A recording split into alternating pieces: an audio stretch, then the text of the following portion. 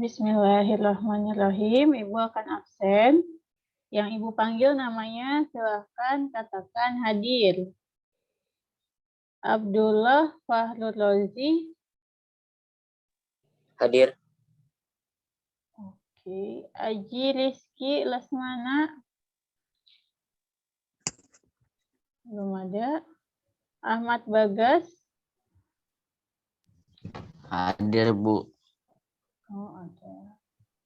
Ahmad Bagus. Kembarannya kemana nih, guys? Belum masuk, Bu. Ya, Daniel.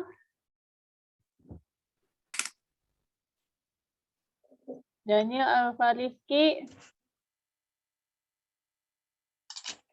Belum ada. Dias Lemardi. Hadir, Bu. Fatih Hilmi. Ya. Oke. Huze. Ahmad Agung. Muhammad Alfi.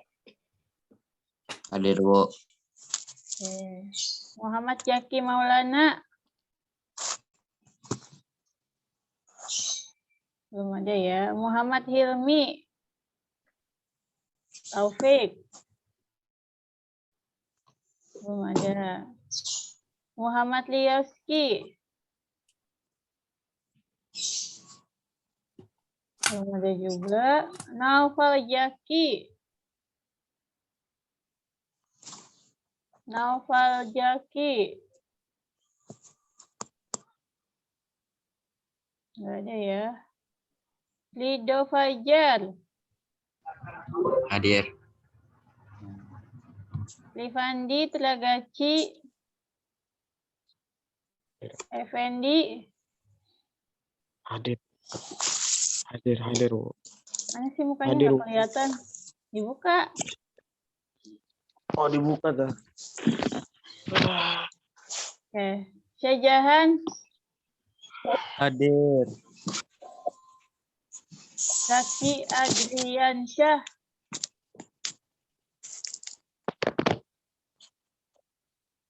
Zaki Adriansyah. Belum ada. Angga Lulianto. Hadir. Mana nih mukanya? Dibuka ya kameranya. Falas Ataya. Hadir, Bu. Mana Falas? Oh, rambutnya doang. Fauji Umar. Mana Fauji? Belum ada. Ilmi Syauki. Mana nih Ilmi Syauki? Hadir. Belum ada. Ilhan Manzis. Hadir, Bu. Ken Arif Maulana. Mana nih? Belum masuk ya sepertinya. Muhammad Afrija.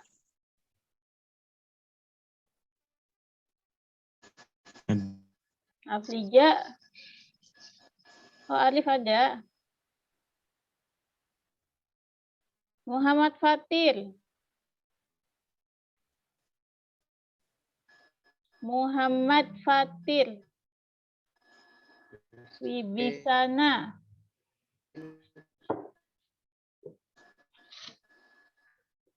Aduh,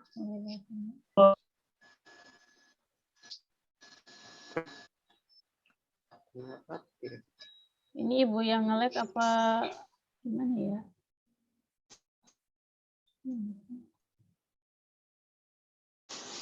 Ya. Muhammad Ilham Rizki. Hadir, Bu. Ada nih. Ada. Iya, oke. Muhammad Nizar. Hadir. Oke. Hadir, Bu. Muhammad Ferdiansyah. Ada. Naufi Syafiq.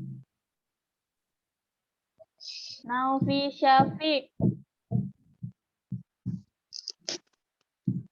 Ada. Pascal Wilmar. Hadir, Bu. Ya. Rakaji Pratama. Hadir, Bu. Mana ini? Lendra mana Ji? Lendra Hadir, mana Bu. Ji?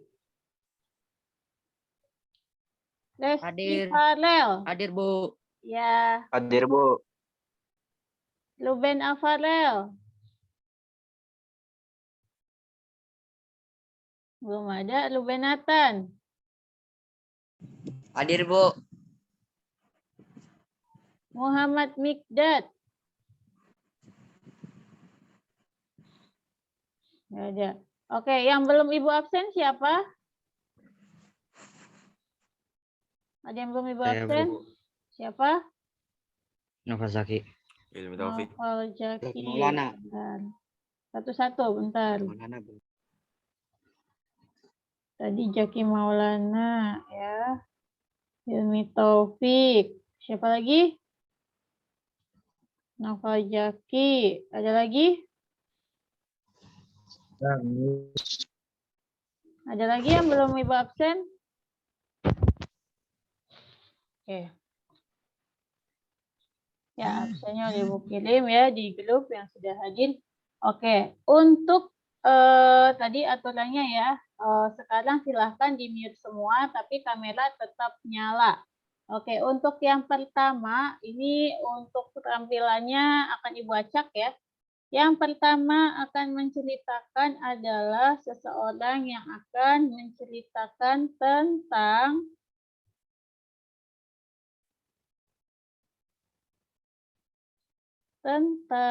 Ibnu Sina, yaitu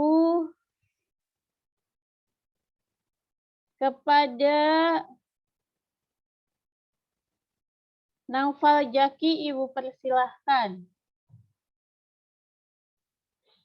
Waktunya 3 menit dari sekarang. Bu, kata dulu, Bu. Waktunya 3 menit dari kamu mengucapkan salam ya.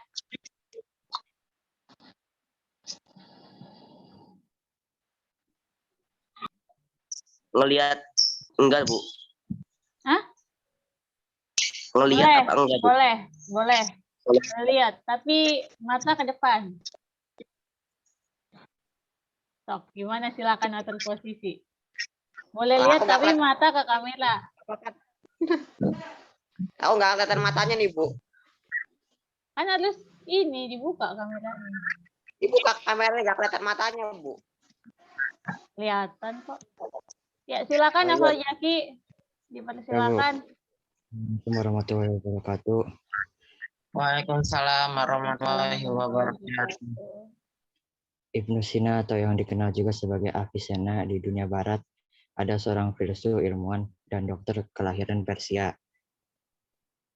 Ia juga seorang penulis yang produktif yang sebagian besar karyanya adalah tentang filosofi dan kedokteran.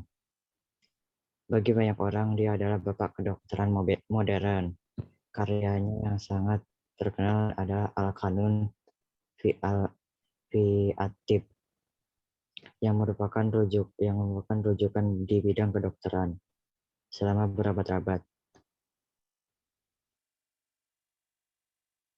Ibnu Sina lahir pada tahun 980 Masehi di Apsona Peskunski, Bukhara dinasti Samaniyah, dan wafat pada Juni 1037 Masehi di Hamadan, Emirat Kuwait.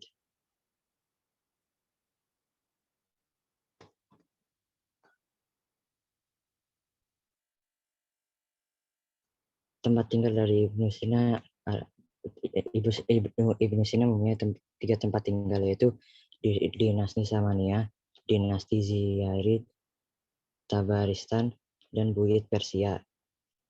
Lalu nama lain dari Ibnu Sina adalah Syaraf al-Mulk, Hujat al-Haq, Syekh al-Rayes,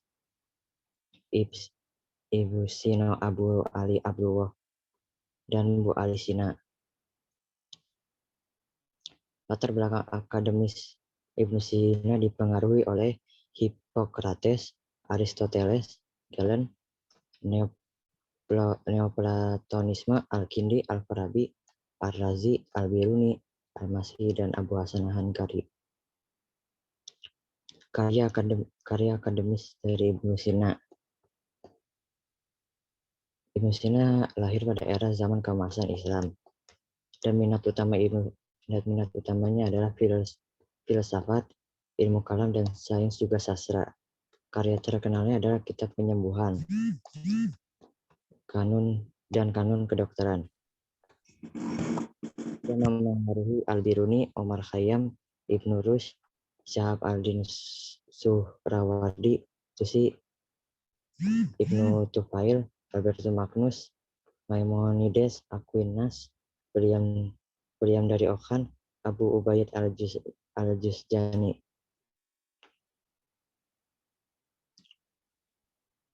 Ibnu Sina adalah pengarang dari 450 buku pada beberapa pokok bahasan besar. Banyak diantaranya memusatkan pada filosofi dan kedokteran. George Sarton menyebut Ibnu Sina ilmuwan paling terkenal dari Islam dan salah satu yang paling terkenal pada semua bidang, tempat, dan waktu. Karyanya yang paling terkenal adalah Kitab Penyembuhan dan Kanun Kedokteran.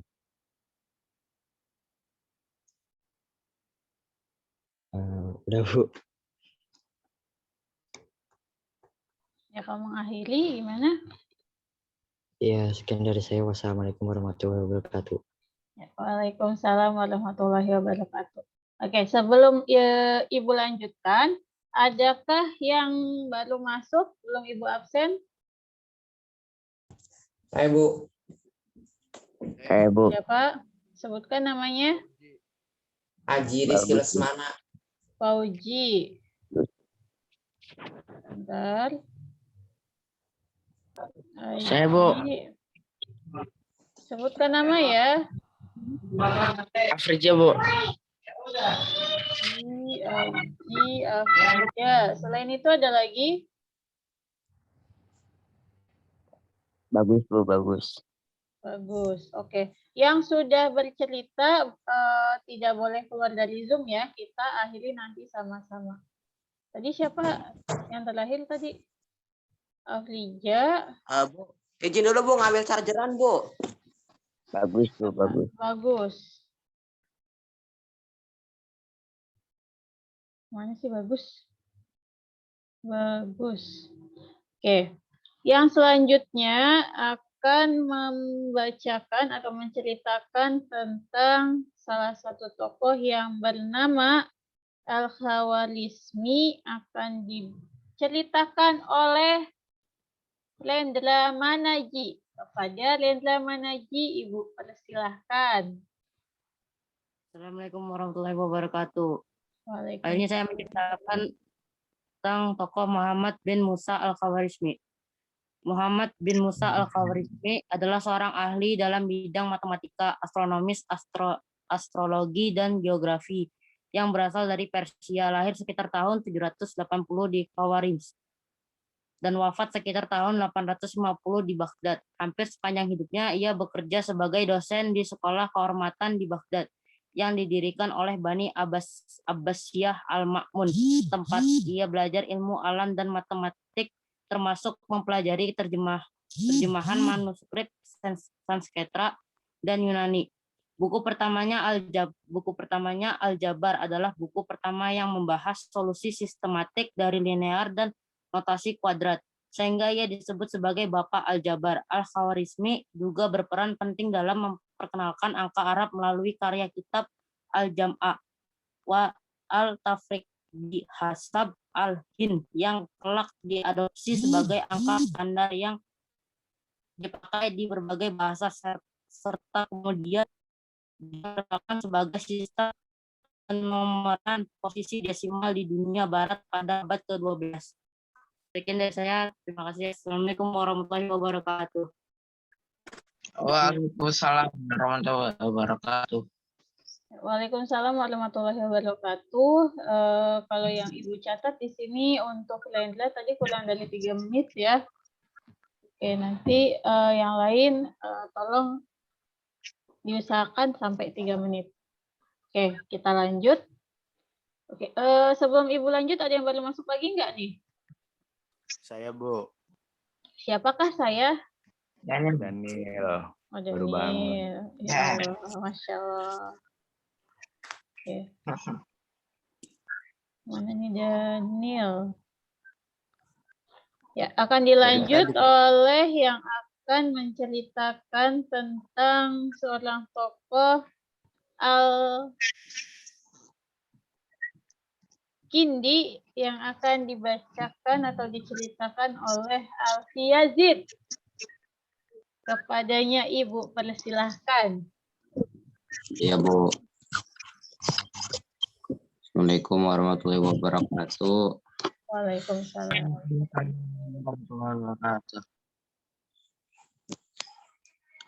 Nama asli Al-Kindi adalah Abu Yusuf Yakub bin Ishaq As-Sabah Al-Kindi. Lahir 801 Masehi, wafatnya sampai 873 Masehi. Dikenal sebagai filsuf pertama yang lahir dari kalangan Islam. Kamila, tolong. Semasa hidupnya, selain bisa berbahasa Arab, ia mahir berbahasa Yunani. Banyak karya-karya para filsuf Yunani diterjemahkan dalam bahasa Arab. Alfi, Kamilanya tolong dibuka. Udah, Bu. Silakan lanjutkan. Antara lain karya Aristoteles dan Plotinus. Sayangnya ada sebuah karya Plotinus yang diterjemahkan sebagai karangan Aristoteles yang berjudul Teologi menurut Aristoteles, yang di kemudian hari menimbulkan sedikit kebingungan. Ia adalah filsuf berbangsa Arab dan dipandang sebagai filsuf Muslim pertama. Secara etnis, Al-Kindi lahir dari keluarga berdarah Arab yang berasal dari suku Kindah, salah satu suku besar daerah Jazirah Arab Selatan. Salah satu kelebihan Al-Kindi adalah menghadirkan filsafat Yunani kepada kaum muslimin setelah terlebih dahulu mengislamkan pikiran-pikiran asing tersebut. Al-Kindi telah menulis banyak karya dalam berbagai disiplin ilmu, dari metafisika, etika, logika, dan psikologi, hingga ilmu pengobatan, farmakologi, matematika, astrologi, dan optik. Juga meliputi topik praktis secara parfum, pedang, zoologi, kaca, meteorologi, dan gempa bumi.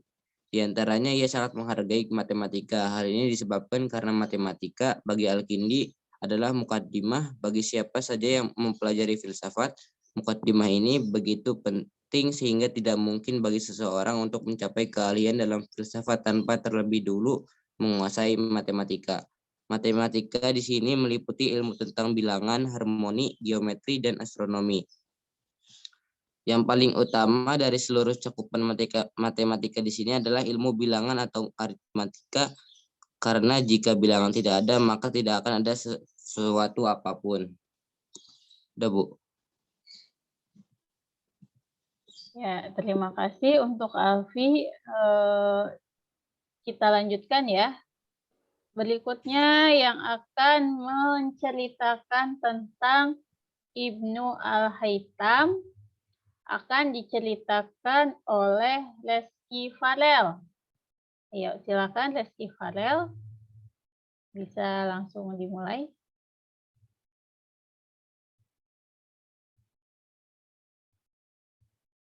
Reski Farel, ada nggak nih orangnya? Nggak ada, Bu. Lah, tadi ada pas absen. Nggak tahu kayaknya. Oke, kalau gitu kita pindahkan saja. Saya bisa, Bu. Kenapa? Oh iya, sama ya, Ibnu Al-Haytham.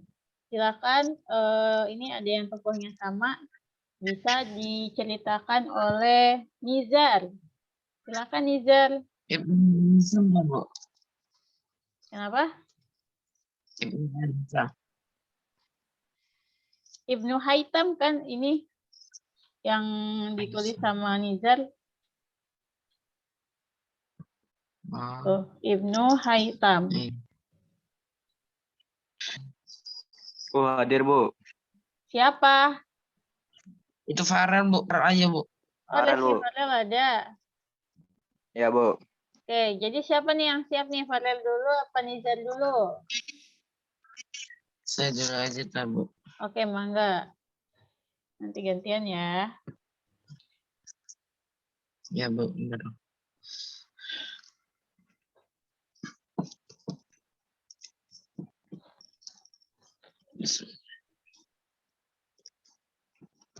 Assalamualaikum warahmatullahi wabarakatuh.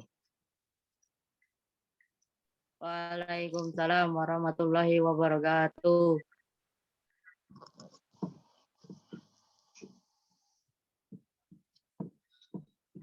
Abi Ali Muhammad Al-Hasan bin Al-Haisam atau Ibnu Haisam lahir di Basra tahun 965 dan meninggal di Khaira tahun 10.309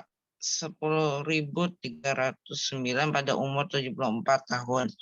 Di Barat lebih dikenal nama Al-Hazan, adalah seorang ilmuwan Islam yang ahli dalam bidang sains, falak, matematika, geometri, pengobatan, dan filsafat. Ia banyak pula melakukan penelitian mengenai cahaya dan telah memberi banyak inspirasi dari ahli sains barat seperti Roger dan Kepler, dan menciptakan Microsoft serta teleskop.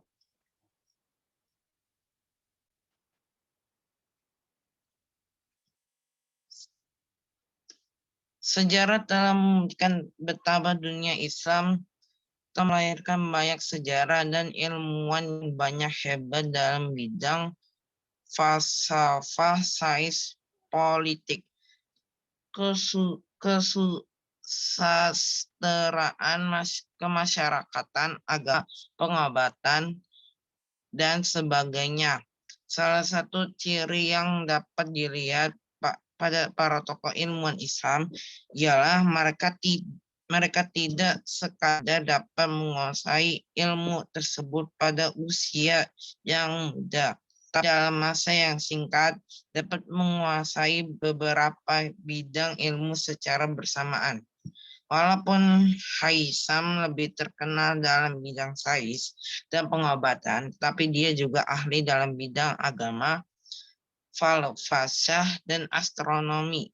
Salah seorang dari tokoh tersebut ialah Ibnu Haisam atau Abi Ali Muhammad Al-Hasan bin Al-Hashim.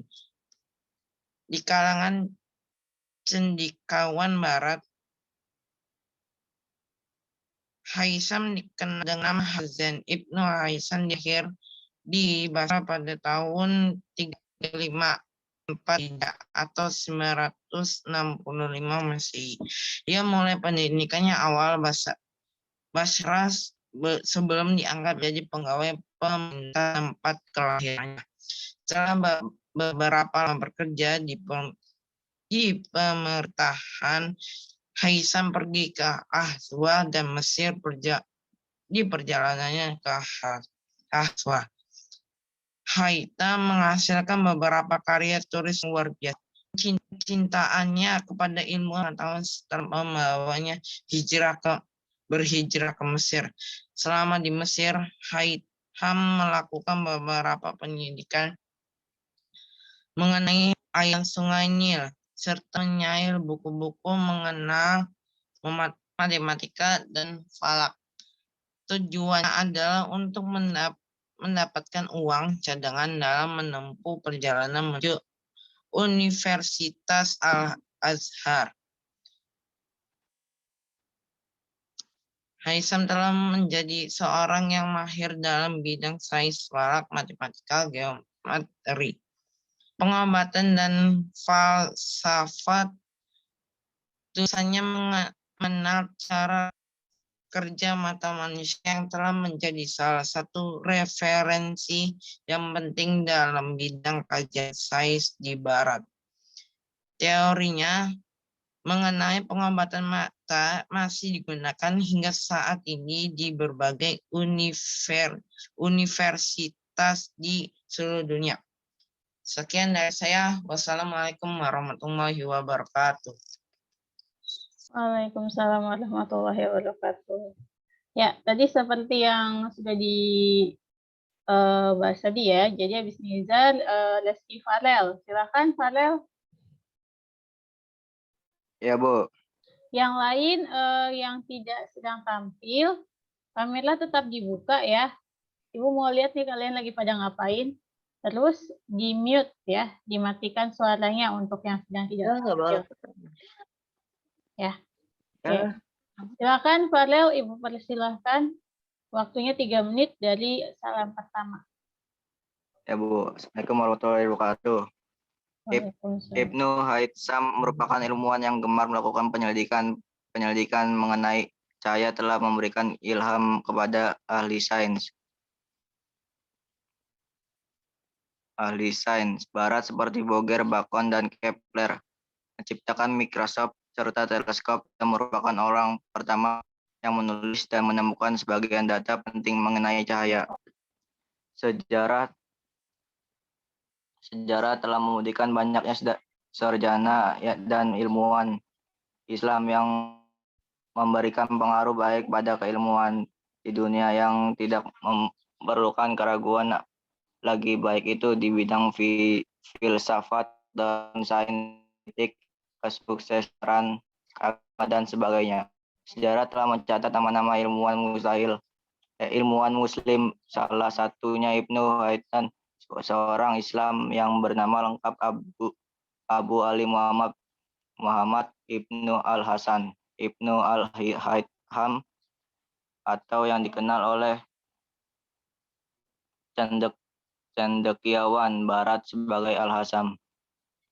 Beliau lahir pada 1965 Masehi di Basra, Irak. Ia memulai karir sebagai pegawai pemerintah di Basra, namun ketertarikannya untuk ketertarikan menimba ilmu jauh lebih besar dibanding bekerja dalam bidang birokrasi. Ia memutuskan merantau ke Ahwaz dan Baghdad yang merupakan pusat intelektual dunia kala itu, hingga sempat mengenyam pendidikan di Universitas Al-Azhar. Usai lulus, ia mempelajari bahwa keilmuan secara otodidak, sampai akhirnya Ibnu Haitham tertarik pada ilmuwan optik. Al-Haitham merupakan seorang ilmuwan Muslim yang hasil penemuannya berpengaruh hingga sekarang. Banyak temuan optik yang dicetus, salah satunya adalah penelitian tentang cahaya, hingga pada akhirnya dunia menyebutnya sebagai bapak optik. Ibnu Haitham orang pertama yang menemukan juga menulis data mengenai cahaya. Salah satu karya adalah kitab Al-Madir, kitab yang pertama kali menjelaskan teori optik. Untuk menjelajahi sifat cahaya dan penglihatan, fisikawan abad ke-11 ini menggunakan kamar gelap yang ia sebut Al-Bait Al-Muzlim, atau dalam bahasa Latin yang artinya kamera obscura, bahwa cahaya yang datang melalui lubang kecil berjalan dalam garis lurus dan memproyeksi gambar ke dinding yang berlawanan. Setelah diterjemahkan ke dalam bahasa Latin pada 1572 lewat karya tersebut yang memberikan dampak ke seluruh dunia, Ibnu Haitham juga orang pertama yang dapat menjelaskan seorang mekanisme penglihatan manusia secara detail dan menemukan teori pembiasaan cahaya, termasuk teori kemunculan bayangan gerhana dan pelangi. Dalam hal ini Ibnu Haitham memberikan kontribusi penting bagi perkembangan dunia modern. Hal ini juga dikaitkan oleh Profesor Sejarah Glenn M. Cooper dan Universitas Claremont MC di California seperti dilansir dari laman Elsevier pada Kamis. Ibnu Haytham adalah salah satu orang yang benar-benar hebat dalam sains, ungkap Glenn, baik melalui penggunaan eksperimen pemikiran yang cerdas dan dalam penekanan pada melakukan eksperimen aktual dan hati-hati. Ibnu Al-Haytham harus dianggap sebagai salah satu dari segelintir ilmuwan yang kontribusi sangat penting bagi perkembangan dunia modern lanjutnya. Itu berarti semua karya Ibnu Haytham tentang optik dan cahaya memberikan kontribusi besar di berbagai peradaban, membantu dalam pembentukan pemahaman tentang alam semesta yang pengaruh bagi kehidupan sehari-hari. Ya, Bu. Ya. Assalamualaikum. Waalaikumsalam warahmatullahi wabarakatuh. Terima kasih untuk Farel. Sebelumnya Ibu mohon maaf dulu ya karena adanya keterbatasan waktu untuk Zoom meetingnya. Jadi ini akan Ibu akhiri dulu. Nanti yang belum nanti silakan kalian kirim VN di grup menceritakan tokoh yang kalian pilih. Ya, jadi nanti sisanya yang belum sempat bercerita di Zoom, kalian lanjutkan di voice note di grup WhatsApp. Ada pertanyaan? Gimana, Bu? Apa? Kalau yang sudah. Yang sudah berarti nggak kirim lagi. Kan sudah dikasih tanda sama Ibu. Tokohnya yang milih sendiri, tak, Bu? Tokohnya yang sudah dipilih, ya, yang udah ada di absen, yang udah di list. Tokohnya itu tokoh keilmuan yang memiliki kontribusi dalam ilmu pengetahuan dan teknologi. Ya, mau itu dalam bidang sains atau bidang sastra ataupun bidang matematika, kedokteran itu ya. Pokoknya yang berkaitan dengan pengetahuan. Ada lagi yang ingin ditanyakan? Enggak ada. Enggak ada. Oke, kalau gitu untuk yang belum Ibu tunggu VN-nya ya di grup. Terima kasih sudah hadir hampir semua ya hadir. Semoga tadi cerita dari teman-teman bermanfaat juga buat kalian menambah pengetahuan bahwa ternyata begitu banyak tokoh Islam yang punya kontribusi besar dalam ilmu pengetahuan ya. Jadi kita juga sebagai seorang muslim harus semangat juga. Kita jadi contoh baru, tokoh baru kalau bisa ya. Tokoh Islam dalam ilmu pengetahuan modern. Ya, silakan harumkan nama agama kalian, banggakan agama kalian, negara kalian, orang tua kalian. Oke, terima kasih. Sekian dari Ibu. Wassalamualaikum warahmatullahi wabarakatuh. Waalaikumsalam warahmatullahi wabarakatuh.